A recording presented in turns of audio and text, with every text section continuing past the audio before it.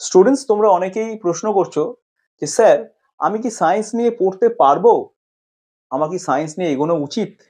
এই প্রশ্নগুলোর উত্তর আমি আজকের এই ভিডিওতে দেব। এই উত্তরটা দেওয়ার জন্য আমি কতগুলো পয়েন্ট ইউজ করব, যে পয়েন্টগুলো আমি বোর্ডে লিখে রেখেছি, তোমরা দেখতে পাচ্ছ হয়তো।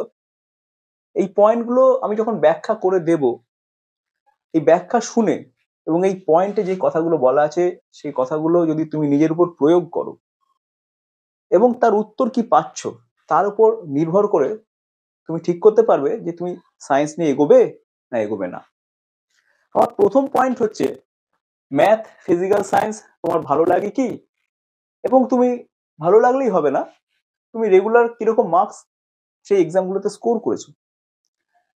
অর্থাৎ তুমি সামেটিভ 1, সামেটিভ 2, তোমাদের টেস্ট, এই যে এক্সামিনেশনগুলো, এই এক্সামিনেশনগুলোতে ম্যাথ এবং ফিজিক্যাল সায়েন্সে কি 70% অ্যাভাব স্কোর করতে পেরেছো? এবং তোমার কি ভালো লাগে? এই দুটো জিনিস যখন হ্যাঁ হবে, তার মানে তুমি সায়েন্স নিয়ে পড়ার জন্য তুমি একটা যুক্তি পেয়ে গেছো তোমার নিজের মধ্যে। এরপরে আমি বলবো সমস্যার বিশ্লেষণ, অর্থাৎ কোনো বড় অঙ্ক বা সমস্যা, সেটাকে তুমি বিশ্লেষণ করতে পারছো কিনা, অর্থাৎ ছোট ছোট পার্টে সেটাকে ভাঙতে পারছো কিনা।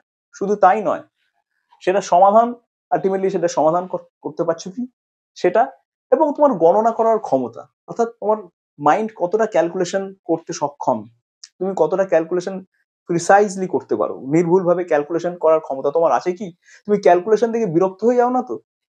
বড় একটা ভাগ হয়তো অঙ্ক করতে গিয়ে চলে এলো বা গুণ চলে এলো, সেটা করতে গিয়ে তোমার বিরক্তি আসছে।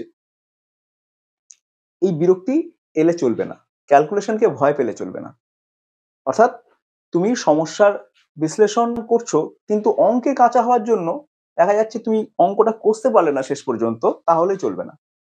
অর্থাৎ এই 2 নম্বর পয়েন্টটা তোমার ওকে থাকতে হবে। তুমি দেখো এই পয়েন্টটা তোমার ওকে আছে কিনা। যদি ওকে হয়, তাহলে সায়েন্স নিয়ে পড়ার জন্য দ্বিতীয় যুক্তি তুমি পেয়ে গেলে।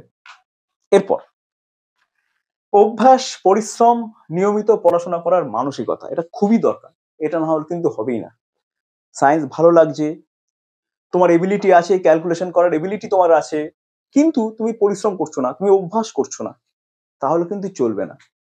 তাহলে কিন্তু মাঝপথেই তোমার নৌকো ডুবে যেতে পারে। স্টুডেন্টস, অবশ্যই অভ্যাস, পরিশ্রম এবং নিয়মিত পড়াশোনা করার মানসিকতা তোমার থাকতেই হবে। টানা পড়াশোনা করতে পারো তো, নাকি না পড়াশোনা করতে করতে অন্যদিকে মন চলে যাচ্ছে বারবার? কারণ হায়ার সেকেন্ডারিতে সায়েন্স নিয়ে পড়তে গেলে তোমাকে অবশ্যই টানা পড়াশোনা করার ক্ষমতা থাকতেই হবে, না হলে পারবে না। শুধু বুদ্ধি থাকলেই হবে না, শুধু ক্যালকুলেশন ভালো পারলেই চলবে না, তোমাকে টানা পড়াশোনা করতে হবে। ওকে, বেশ। এরপরে আমি আসবো আগামী দিনের লক্ষ্য। তুমি কি করতে চাইছো? তুমি কি ইঞ্জিনিয়ারিং এর স্ট্রিমে এগোতে চাইছো, নাকি না মেডিকেল স্ট্রিমে এগোতে চাইছো, নাকি বায়োলজিক্যাল সায়েন্সের কোনো একটা স্ট্রিম নিয়ে পড়তে চাইছো, নাকি মৌলিক গবেষণার দিকে যেতে চাইছো? এরকম অজস্র লক্ষ্য তোমার থাকতে পারে। তাই তোমার লক্ষ্যটা কি? যদি তুমি সাংবাদিকতা করতে চাও, তাহলে নিশ্চয়ই আমি তোমায় বলবো না ফিজিক্স, কেমিস্ট্রি, ম্যাথমেটিক্স, বায়োলজি এইসব সাবজেক্ট নিয়ে তোমাকে এগোতে। পরে আমি বলবো যে বিজ্ঞান নিয়ে কৌতূহল আছে কিনা, তোমার কিউরিওসিটি কতটা। অবশ্যই তোমার কিউরিওসিটি থাকতে হবে। কিউরিওসিটি যত বেশি হবে, তত তুমি তোমার বিজ্ঞান জীবনে সাকসেসফুল হতে পারবে। ওকে, তুমি ততই তোমার যে লক্ষ্য তুমি ফুলফিল করতে যাচ্ছ, হয়তো তুমি একজন ডাক্তার হলে, কিন্তু তোমার মধ্যে কিউরিওসিটি যদি না থাকে, তাহলে তুমি তো নিজেকে আপডেট করতে পারবে না, তুমি নতুন নতুন রোগ সম্পর্কে জানতে পারবে না, নতুন নতুন ওষুধ সম্পর্কে জানতে পারবে না। তাই কিউরিওসিটি অবশ্যই দরকার, অবশ্যই দরকার। বেশ, এরপরে আমি আসবো, ধরো সব হয়ে গেছে, এবার তুমি তোমার প্রিয় শিক্ষকের কাছে যাও, যাকে তুমি খুব ভালোবাসো। জীবনে এরকম শিক্ষক তো আছেই আছে, সবারই আছে, যাকে ভালোবেসে কথা বলা যায়, যার কাছে মনের কথা খুলে বলা যায়। সবগুলো ঠিক আছে, তুমি প্রিয় শিক্ষকের কাছে জিজ্ঞাসা করো, স্যার, আমার কি সায়েন্স নিয়ে পড়াটা উচিত? যদি সত্যিই তিনি শিক্ষকের মতো শিক্ষক হন এবং তোমার প্রিয় হন, তাহলে তুমি অবশ্যই, তাহলে তিনি তোমাকে নিশ্চয়ই ভুলভাবে গাইড করবেন না। তুমি টিচারকে জিজ্ঞাসা করো, তোমাদের প্রিয় শিক্ষককে জিজ্ঞাসা করো। আশা করছি যদি এইগুলো সব ওকে হয়ে যায়, তাহলে এই প্রিয় শিক্ষকের ফিডব্যাকটাও কিন্তু তোমার পক্ষেই যাবে। ওকে, বেশ। এরপর আরেকটা কথা যেটা না বললেই নয়, এমন অনেক স্টুডেন্ট আছো যারা বলো, স্যার মাধ্যমিকের রেজাল্টটা বেরোক, দেখি কেমন রেজাল্ট হয়, তারপর আমি স্যার ডিসাইড করবো সায়েন্স নিয়ে পড়বো কি পড়বো না। এইরকম মনের মধ্যে যাদের চলছে, যাদের সায়েন্স নিয়ে পড়াটা মাধ্যমিকের রেজাল্টের উপর ডিপেন্ড করে আছে, তাদের আমি এক্ষুনি বলে দেবো একদমই সায়েন্স নিয়ে পড়ো না।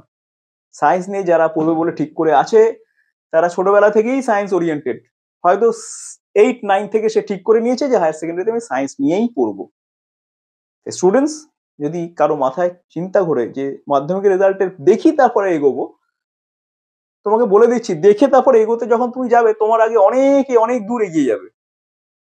তাই রেজাল্ট কিন্তু ঠিক করে দেয় না সায়েন্স নিয়ে পড়বে কি পড়বে না, ঠিক করে উপরোক্ত বিষয়গুলো, রেজাল্ট বাদ দিয়ে বাকি বিষয়গুলো। তাই স্টুডেন্টস যাদের মাথায় এখনো ঘুরছে রেজাল্টের হোক তারপরে সায়েন্স পড়বো, তারা অবশ্যই এখনই সায়েন্স পড়ার যে বাসনা তোমার মধ্যে আছে সেটা ত্যাগ করো। ওকে, আশা করছি এই ভিডিওতে তোমাদের কারো মনে আমি কষ্ট দিলাম না। যে কোনো স্ট্রিমেই ভালো উন্নতি করা যায়, জীবনে বড় হওয়া যায়, জীবনে সাকসেসফুল হওয়া যায়, যে কোনো স্ট্রিম নিয়ে পড়লেই হয়। পড়ার অধ্যবসায়, কিউরিসিটি এগুলো যদি থাকে তাহলে যে কোনো স্ট্রিমেই স্টুডেন্ট যাক না কেন সে সফল হবেই হবে। কোনো স্ট্রিমই ছোট নয়, প্রত্যেকটা স্ট্রিমই খুব জরুরি এবং খুবই গুরুত্বপূর্ণ। স্টুডেন্টস, আমি এই ভিডিওতে শুধুমাত্র যারা সায়েন্স নিয়ে পড়তে চাইছে তাদের এই কোয়ালিটিগুলো আছে কিনা আমি চেক করে নিতে বলছি। আমার দীর্ঘ শিক্ষকতার জীবনে আমি এটা বুঝেছি, এটা রিয়েলাইজ করেছি, তাই আজ ইউটিউব ভিডিওর মাধ্যমে তোমাদের কাছে পৌঁছে যেতে পারছি ইউটিউবের কল্যাণে। আশা করছি অনেকের কাছে এই ভিডিওটা পৌঁছবে, তারা সায়েন্স নিয়ে পড়তে এগোবে কি এগোবে না সেটা এই ভিডিওটা ঠিক করে দিতে পারবে। ধন্যবাদ, দেখা হচ্ছে পরের ভিডিও।